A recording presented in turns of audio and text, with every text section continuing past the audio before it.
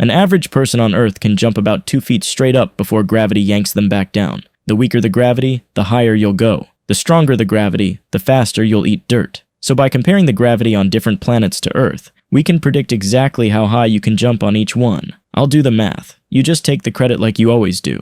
But of course, this is all based on an average person. So if you're already skipping leg day, well, it doesn't matter what planet you're on. You're not leaving the ground. On Mercury, you can jump up about 5.3 feet. Yay! You're basically a low-budget superhero. But before you celebrate your new vertical, remember, Mercury has no atmosphere. None. The second you land, you're breathing. Absolutely nothing. Which means your biggest problem isn't the jump. It's the whole staying alive part. Venus is called Earth's twin. But that's only if your twin is a chain-smoking arsonist who lives in a sauna. Here, your jump would max out at a pitiful 2.2 feet. Basically the height of a guilty shrug. But the real nightmare isn't the jump. It's the air. The atmosphere is 90 times denser than Earth's, made of carbon dioxide and clouds of sulfuric acid. So jumping here would feel like doing squats at the bottom of a boiling acid ocean. But trust me, you won't feel a thing, because by then, you've already melted. Next, we have Elon Musk's wet dream, Mars. It'd give you roughly 5.3 feet of glorious airtime, followed by 3.6 billion years of silence.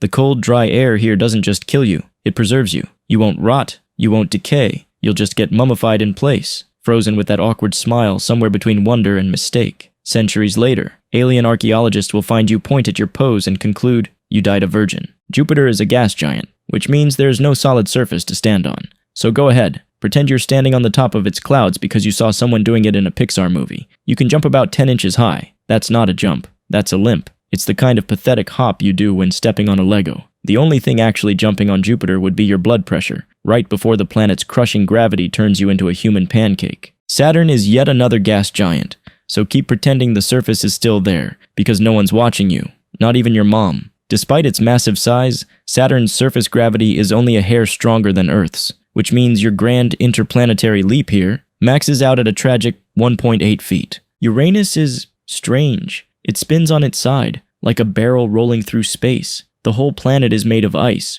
but, surprise, there's no actual surface to stand on. It's basically a giant Slurpee in space that hates you. And even if you somehow found a way to jump here, you'd only manage 2.2 feet. That's barely a hop. Congratulations. You've traveled billions of miles, just to do the exact same pathetic jump you could have done in your driveway. Neptune is the only planet that might actually make you feel like a superhero, not because of its gravity, that's nothing special, but because the winds here are the fastest in the entire solar system. You jump once, and that's it. No landing. 1 second you're airborne, the next you're being yeeted halfway across the planet, tumbling end over end, before being shredded into space confetti. So your jump height here, technically, infinity. Pluto! Yeah, we cropped it out of the family photo years ago. We'll skip it. That's all the planets and not one of them wants you there. But hey, maybe their moons will be a little friendlier, or maybe they'll just kill you slower. Let's find out. On our moon, you can leap a glorious 12 feet into the air. Fantastic news for about 2 seconds. Then you realize there's no air resistance, so you're drifting sideways like a confused shopping cart, straight into a crater older than humanity itself. When you finally hit the ground, congratulations. You've just become the first human skeleton visible from orbit, but don't worry. There is one moon where you can pull off the same 12-foot leap as on our moon,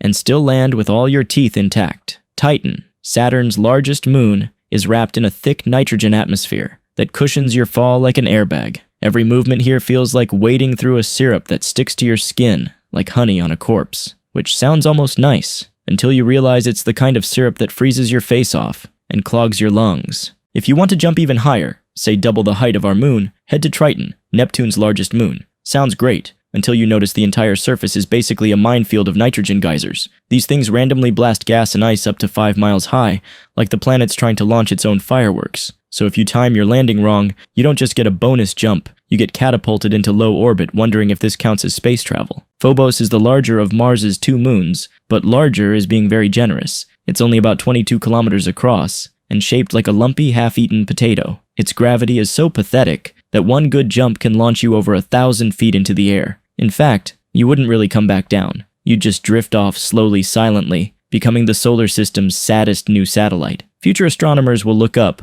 point at the faint speck in the sky, and say, "See that? That's Dave, the brave Voyager." But everyone else will just call you what you are, that dumbass who jumped too high. Alright, thanks for watching. See you later.